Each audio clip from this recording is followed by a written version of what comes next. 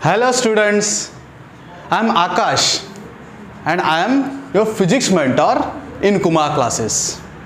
Okay, so today we are going to discuss the actual physics. Oh, actual physics means what?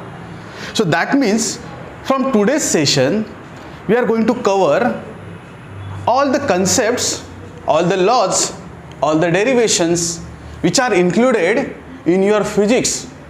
Okay, the students from 9th class can refer my video, also can share my video.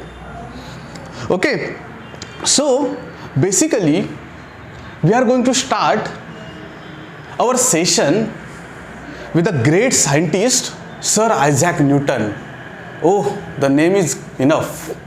Sir Isaac Newton, the scientist which is having a great personality, and he has contributed not only in physics, not only in mathematics, but all the areas of our education study, all the areas of our educational study.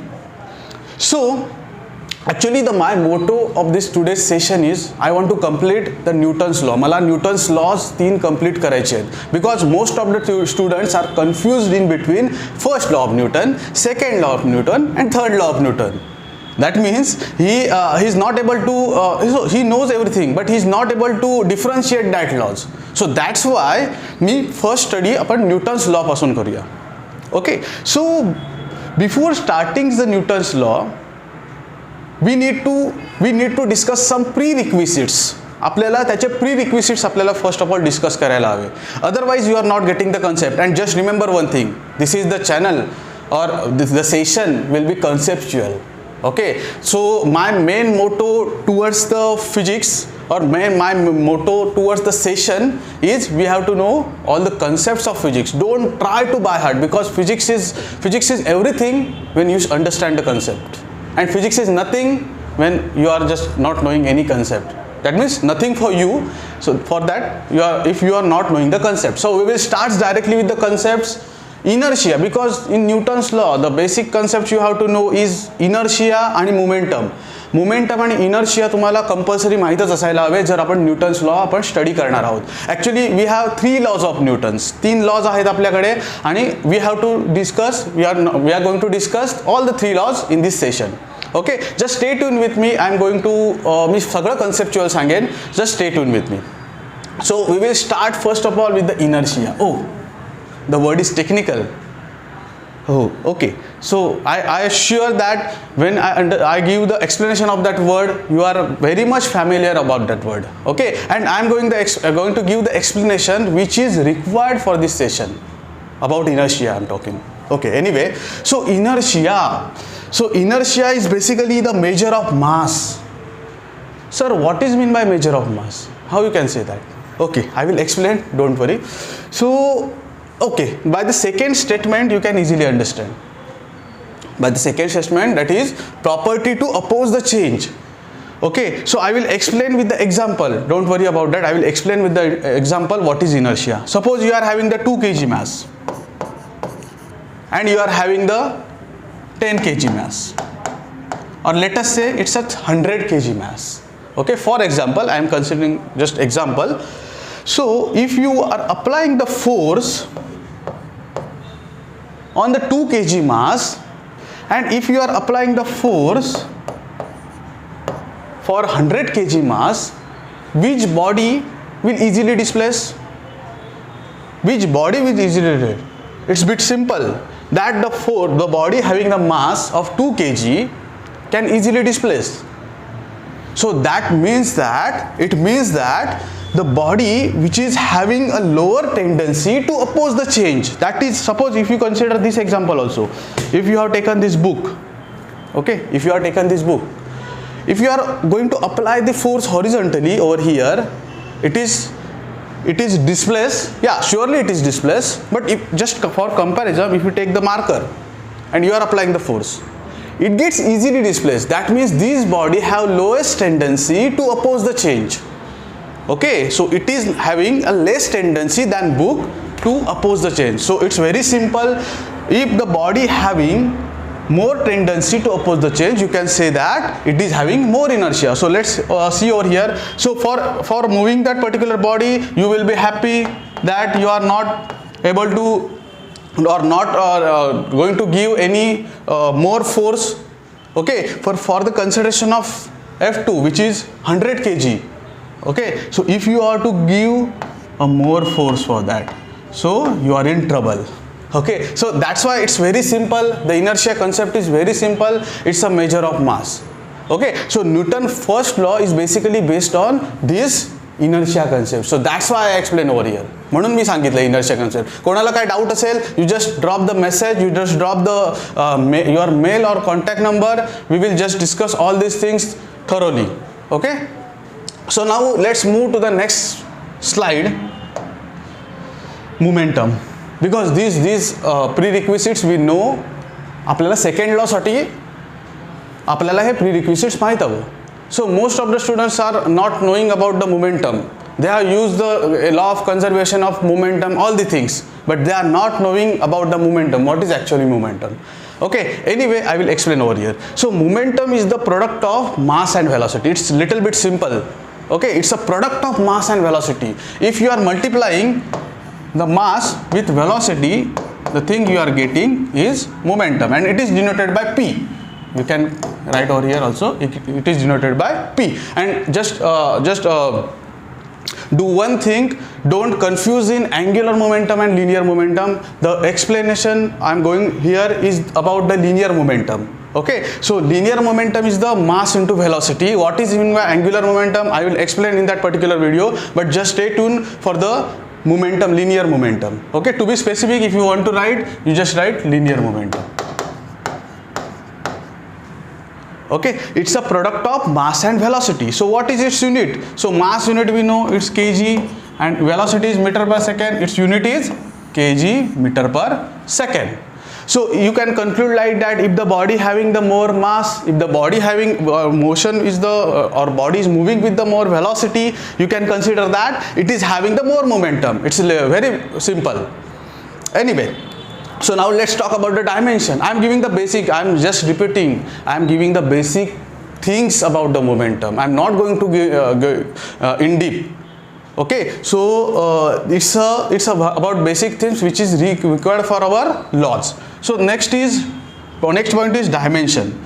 So dimension, so you know that dimension can be measured in mass, length and time. So here mass is 1, so you can write over here 1, L is 1, T minus 1, because kg, that means mass 1, meter, that means length 1, and second, which is in denominator. So that's why I'm just writing the minus 1 over here. Okay, so now we will see. I hope there is no any issues with that concepts. Okay, so let's move. I can't communicate with you because it's not a live session. So if any doubt, just drop the message in the comment box. Okay, let's start of the law of great scientist. So first law is little bit simple. Okay, so what is first law? I will first explain the law and then I will just read out these things. Okay, so if the body, आपल्याकडे एक body आहे, तर ती आपण काय म्हणतो की एखादी body, suppose this body is at rest or will be in uniform motion. Okay, it is in uniform motion. When, if it is body in rest or will be in uniform motion, but up to when? Unless and until you are not going to apply any external force. That means suppose this body, he body आता rest मध्ये आहे आणि ती तुम्ही त्याच्यावर force apply केला, then only it gets displaced. Otherwise it will remaining in rest. Okay, so this is the first law of Newton. The body, or let us consider the second level. Suppose the body is in motion, that means vehicle is moving continuously and there is no external force you are applying, no acceleration, no any hurdle, no any obstacle, then the body will continue its motion. But suppose if there is any hurdle in between, so it can stop. Okay, so this is the main thing about the first law which is given by Newton. Just I will again read out these laws and we'll discuss again.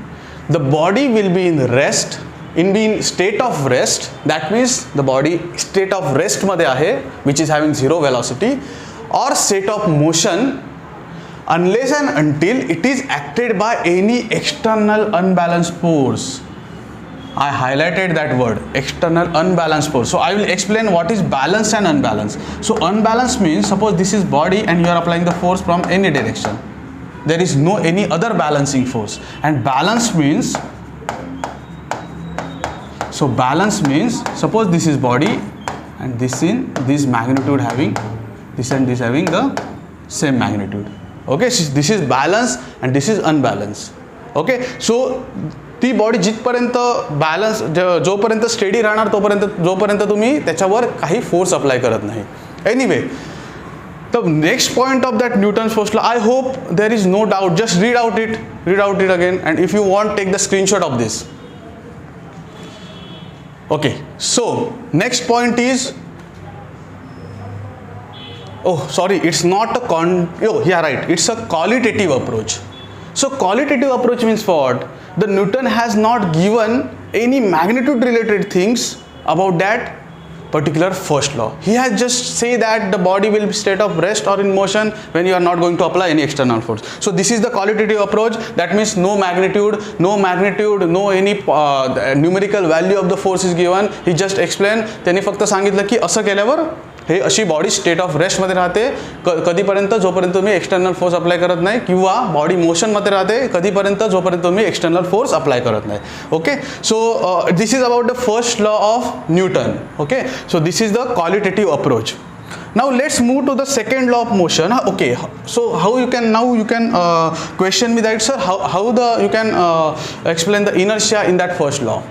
So basically, if the body having a more mass, then you have to apply the more force. So that's why the inertia concept comes. If body having the less mass, you have to apply the less force for it will be in motion, or it will be change the state of that particular body. Okay, anyway, so let's discuss the second law. So the inertia is in that first law. Now momentum, we have to know the momentum in that second law. Because of what? Second law is very pretty much simple, and we are using F is equals to ma. F is equals to ma, everyone knows that F is equals to ma. But if I ask from which law you get, then almost 60% student get confused in that. So basically we are getting it from second law of motion. So now discuss the second law.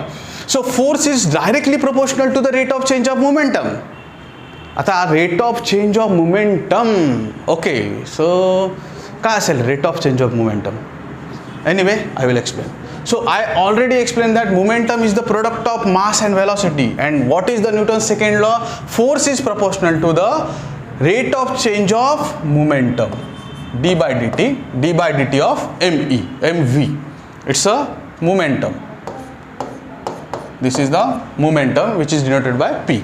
Okay, so here I can write F is directly proportional to, as the mass will always remaining constant, so I can take it outside. So mass dv upon dt. Okay, so what is mean by dv upon dt, students? dv upon dt is nothing but the acceleration, ds upon dt is nothing but the velocity. Okay, these things you know. Change in displacement with respect to time, we can call it as velocity. Change in rate of change of velocity with respect to time, we can call it as acceleration. Okay, so this is dv upon dt is the acceleration. So I am just writing over here, F is directly proportional to the m into a. So if I want to remove that proportionality sign, I am just putting the k over here, which is proportionality constant, and when k is equals to 1, F is equals to ma. So if you compare the first law and second law, in the second law we are getting the quantitative approach.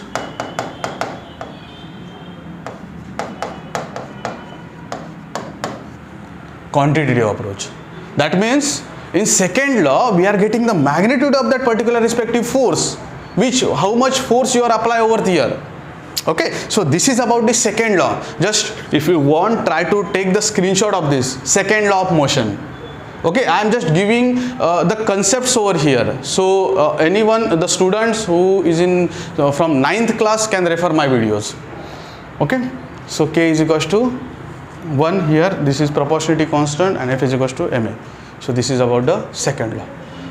So let's discuss the third and important law. And you know one thing, this law we are just experiencing in our day-to-day life. So it's not like that, the current electricity, which you can experience, but we need to imagine that. But here the forces and all these things we can physically experience. Suppose I want to lift that particular body, I am just applying the force. Okay, so I experience. But if I want to see the currents, I can't see. I can say that only the free electrons are responsible for current. Okay, anyway, we will discuss the third law. For every action, there will be equal and opposite reaction. Just each and every part of our life, we are experiencing that. I am just staying over here. Why I am not going to under that floor? Because the floor is exerting me a normal reaction, which is normal action, which can call as a reaction to me. I am applying the weight, which is equals to m into gravitational force mg towards that particular floor, but floor is trying to push me upward, so that's why I am stable. Otherwise I can move into that particular floor. Okay, so this is about the first law. Or else you can consider your example of while walking. You are just walking, that means you are doing the force in that direction, and the floor is also applying that particular normal reaction or particular reaction. Okay, if you are jumping from particular boat or ship, anyway, so anything, so you can apply the force in that direction, and there is the reaction also. Okay, so if I am giving the example of myself only, here I am, and I am applying the weight, which is equals to mg in that particular direction. But oh, what the floor is saying? You are applying me what weight? I am also applying to you. I am giving the reaction also. Okay, so that means the floor is also giving the reaction in that particular direction, normal reaction, which is always perpendicular to the floor. We can call it as normal reaction, which is upward. So weight is balanced by particular normal reaction. Here we are not considering any frictional force and all these things. So weight is considered, n is equals to mg, normal reaction is equals to mg. So this is about the Newton's third law, and I hope the laws are very simple. Okay, so if you are having any doubt, let me know in the comment box. If you want the thoroughly explanation of that particular 3 laws, then also you can text in our comment section. So if you like our videos, then don't forget to subscribe the videos and don't forget to share the videos. Thank you so much. We will meet in next upcoming class by with next concepts, with next point. तब तक के लिए bye bye, goodbye.